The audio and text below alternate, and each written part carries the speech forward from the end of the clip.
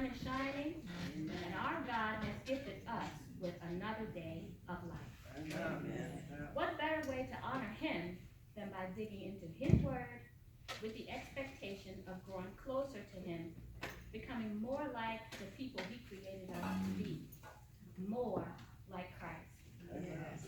As we study the word with the expectation and goal of growing into the Christ-like position that we are supposed to be in, we see Christ live a life that illustrates the characteristics God is looking for in us, his people.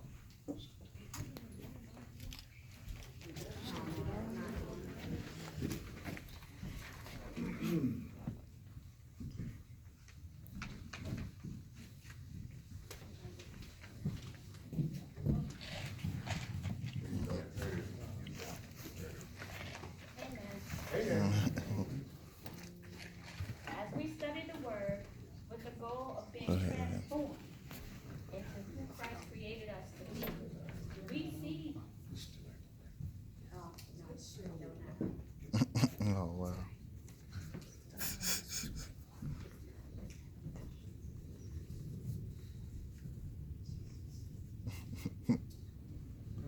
Oh, wow.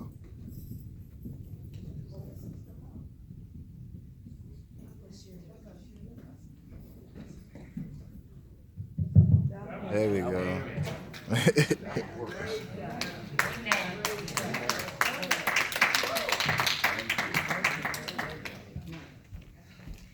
We see in the word, amen. We see Christ live a life that illustrates the characteristics God is looking for in us, his people. By God's design, Christ lived showing compassion, teaching all who would listen, developing relationships, performing miracles, and doing something else that was of paramount importance. Can anyone tell me what that is? Need some guesses. I didn't hear you. The cross? What happened on the cross? So that we could be, and the word I'm looking for begins with an F. Forgiven. Forgiven. Yes. That dreaded F word. Come on now. Christ forgave the woman at the well. He forgave the woman who came into his presence to wash his feet with her tears. He forgave the thief next to him on the cross. Yes, he did. He died that we would be forgiven. Amen. For some of us, forgiveness is a dirty word. Yet it is the reason that we are here today. Okay. Able to enjoy relationship with a loving God who made the ultimate sacrifice for the sake of forgiveness. Okay. Come with me, if you would, to Colossians 3:12 through 13. Say amen when you have it.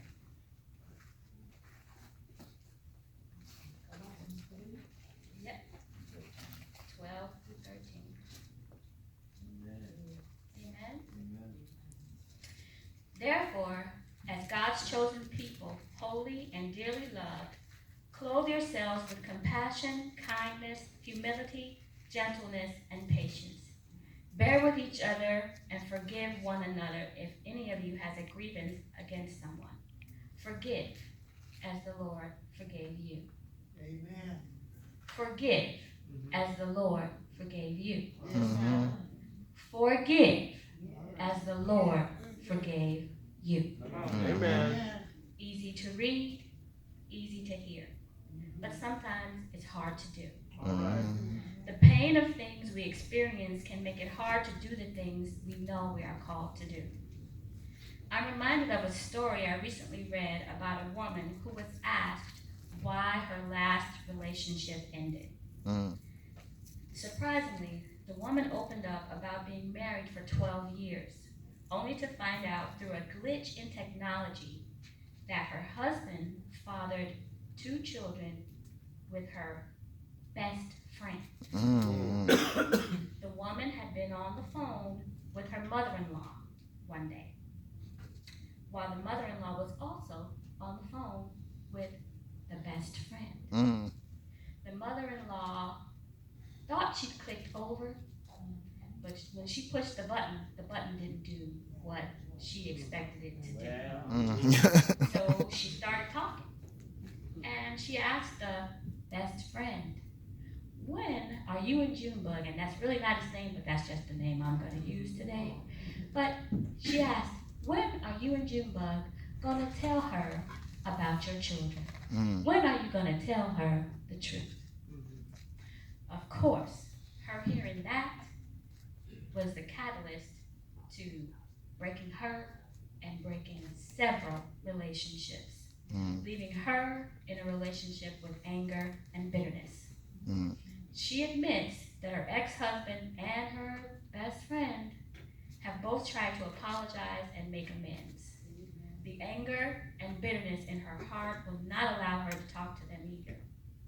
No matter what they tried, it has not worked. Mm. She won't allow herself to move forward because of anger and bitterness. She is backed while they are living life freely.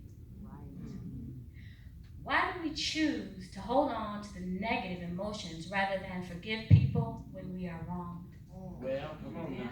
The pain and the after effects of things we go through in life help build walls and barriers that we sometimes see as protection and shields to keep us on alert and to guard us from future hurts. That's a trick of the enemy. Yes. A trick of this world. We are to learn lessons from the things that happen to us for certain. Learn the lesson and live better, not bitter. Oh, that's good. What holding on to pains really does is keep us bound. Keep us from enjoying the life God gave us.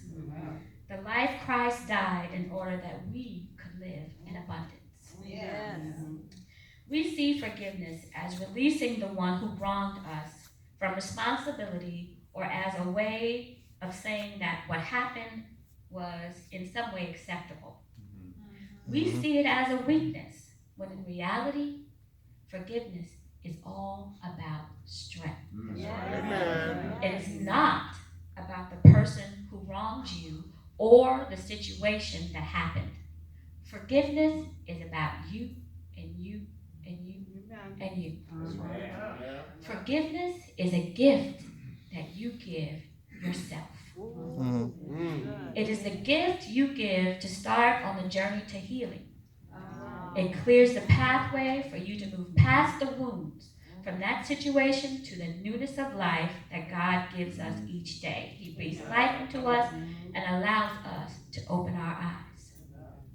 The New Living Translation of Lamentations 3:23 says, "Great is thy faithfulness. His mercies begin afresh each morning." Just like today. Amen. He gives us a fresh start every morning.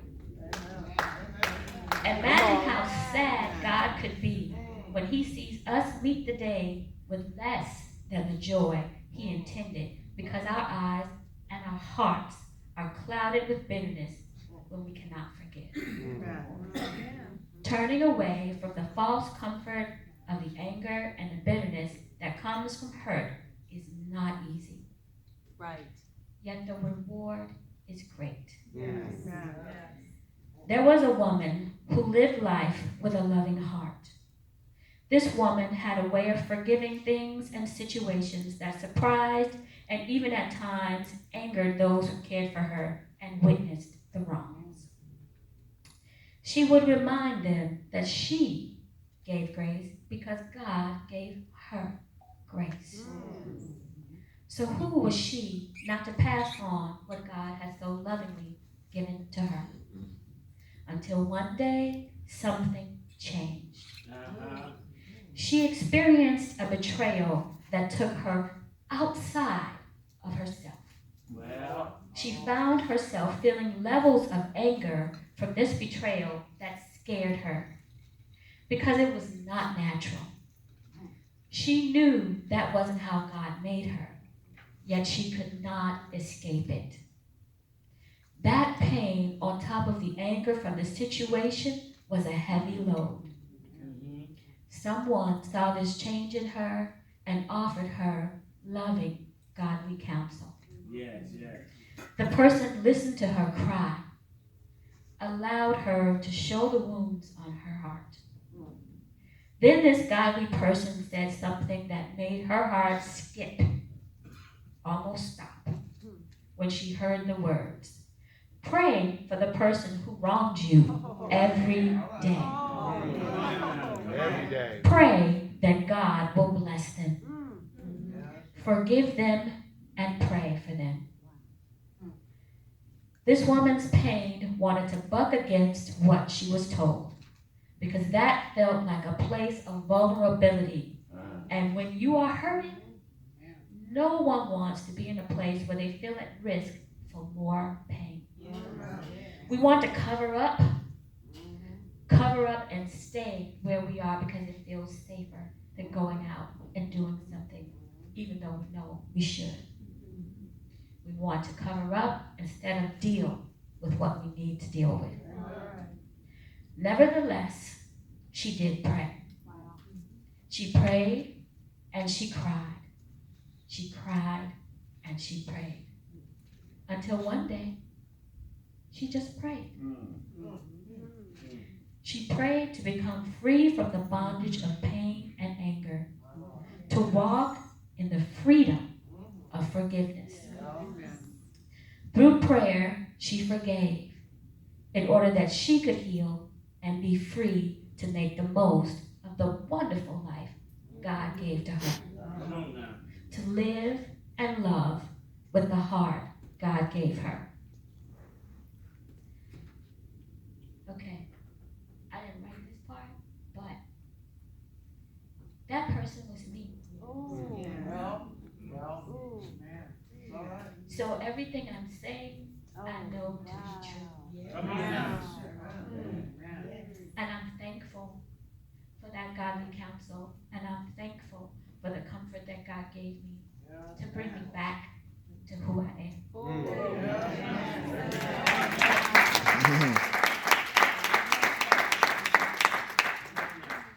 Sometimes we don't forgive because we see it as leaving ourselves open to being wronged again by the person who committed the offense.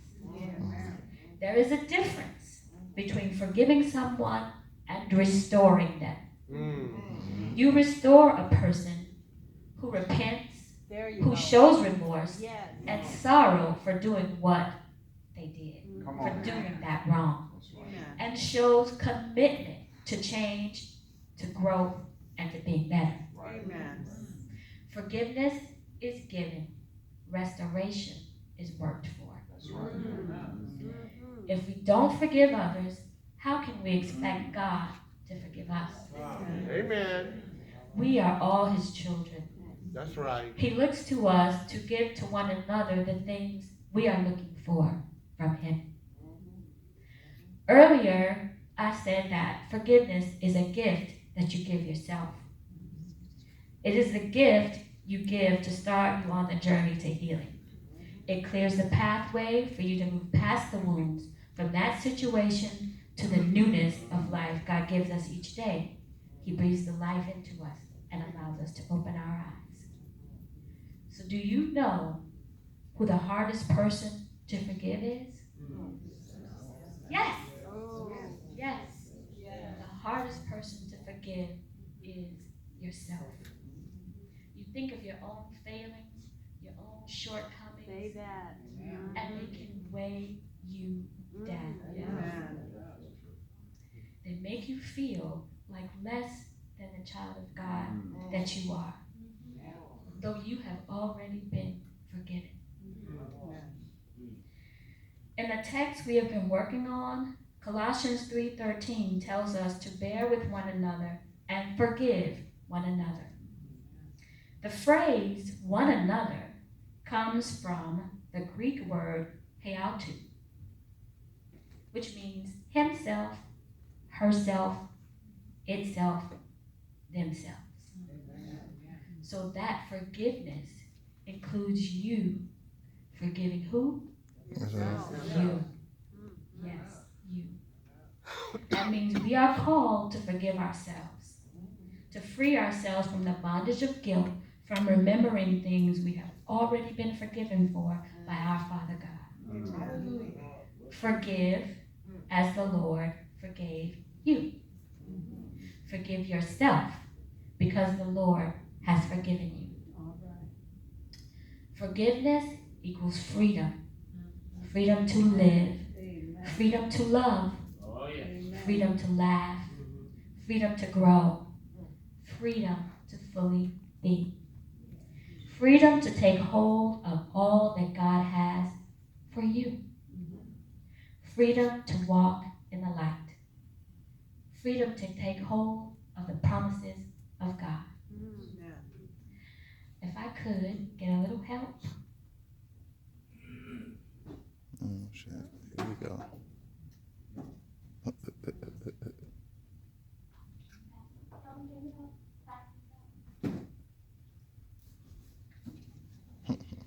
Because forgiveness is a gift, we have some gifts that symbolize that freedom that comes from accepting forgiveness and for giving forgiveness.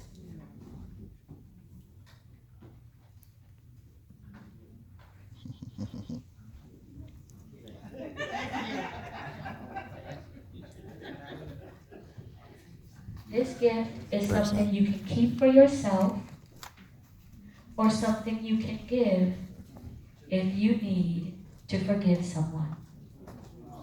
If you are in a place where you need to start the healing process, to move past a hurt,